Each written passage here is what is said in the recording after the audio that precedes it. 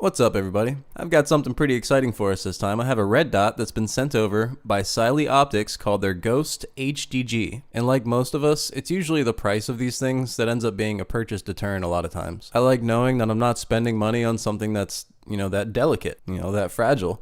And that's really where these drop-proof designs really step in and fill that gap. These things, for me, I'm 100% sold from now on. So I'm going to try hard not to inject too much of my opinion into this, but it's going to be kind of hard, I'll be honest. So getting right into it, it has an IPX7 waterproof rating, which is kind of expected, but as you saw in the beginning of the video, not only can it, handle the rain and still be fully functional, but it can be fully submersed and still remain functional, up to 1 meter apparently, for 30 minutes. I don't know what the depth has to do with waterproof ratings. Maybe somebody can chime in. I'm assuming pressures has something to do with it, seals, things of that nature. But for the purpose of this video, I just left it submersed for, 15 minutes or so, and it seems like the reticle still works and everything is still functioning fine. Now they advertise this as a duty grade optic, and for me, that throws up some red flags. I'm immediately triggered. I can't tell you the number of items that I've purchased over the years that advertise themselves as heavy duty, professional grade, all these keywords, and they're junk. Now the waterproofing test passed for me, I feel comfortable with that. The next thing it says is drop proof. Can I drop this and have it still be functional in, an emergency situation? So I need to drop this thing on its head. But in the name of firearm safety and YouTube's new rules, I'm not just gonna slap this thing onto my Glock and throw it out of a window. Sorry. Instead, I'm just gonna fasten it to this piece of wood and I'll tape it to a brick. Now my thought process here was that if we're talking about concealed carry, a likely place that it could be dropped, which it really shouldn't be, you should be in better control of your firearm than that, but if it were ever to be dropped, it might be getting into and out of a vehicle. Now this first drop wasn't the greatest, but you can see it definitely did at least hit the optic and it nicked the concrete as well. If you check out their website, they advertise that it can handle a 6-foot drop straight onto the optic with 45 ounces of weight. And to put that into perspective, the average full-size firearm, fully loaded, optic, light, full magazine, is somewhere in the range of about 30-ish ounces, somewhere around about there, and that's really rounding up, honestly. So not only should it be able to handle the impact, but there should be some wiggle room in there as well, which sounds really good when you read it online. But once you actually get out here and strap a brick to some glass and just drop it onto some concrete, the impacts seem a lot harder than they're coming off on camera, so it's a lot more impressive in person.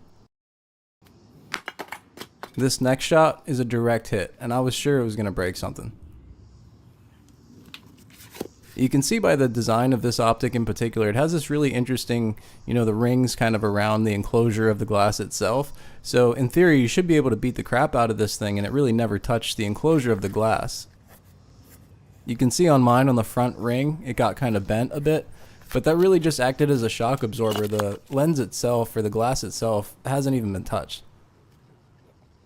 This continued on for another couple times, and honestly I'm pretty impressed of its overall durability because it took quite a beating. So now that we're able to assess some of the damage, my biggest question is going to be how much did it actually get damaged, right? So now on the outside we can see that, yeah, it's physically damaged, but it seems to be functioning exactly how it should. I'm curious if it's still waterproof, we'll check that out in a second, but did it maintain 0? And it's going to be really hard to tell if it maintains 0 given that we've taken it off of the firearm, but on top of that, kind of a point of debate is, are you able to actually 0 a firearm by hand, like realistically, and then tell those minute differences? And I would say, yes, if you know what you're doing and you have enough time, or if you get really lucky, sometimes you have good days. But it would take a lot of arrogance to say, that there wasn't any possibility for human error when performing these tests. So at best, I can say that with what I'm seeing, it looks like it has. And now I want to go ahead and just resubmerge it back into some water. I want to see if any of the seals have been broken from the damage that we caused. And this time we really don't have to leave it in there very long. I'm really just looking for bubbles that would form, that would indicate a broken seal or water getting into the optic. And not these bubbles that are forming on the side, that's just from when you put it into the water, but anything that would indicate damage. And I'm not seeing anything here. It looks like we're still functioning properly, and I think we're good to go. So what are some final thoughts on this? And the way I see it is I dropped a brick on it and I dunked it in some water. It still functions perfectly fine. I would consider that duty grade equipment. And I understand there's going to be folks out there that want to see a genuine torture test, drag it through some mud, run it over with a steamroller kind of stuff, but I try to keep this channel relatively grounded. So if I look at it with going to the range and home defense and concealed carry in mind, This would definitely fall into what I would consider the buy once and cry once category, because I'm basically going to have it a lifetime, or at least considered well worth it by the time it's needing replaced. And it has all the basic features that you'd expect from, an optic in this price range. You can adjust the brightness, obviously. You can switch it from a circle dot reticle to just being a dot or just being a circle, so that's kind of cool.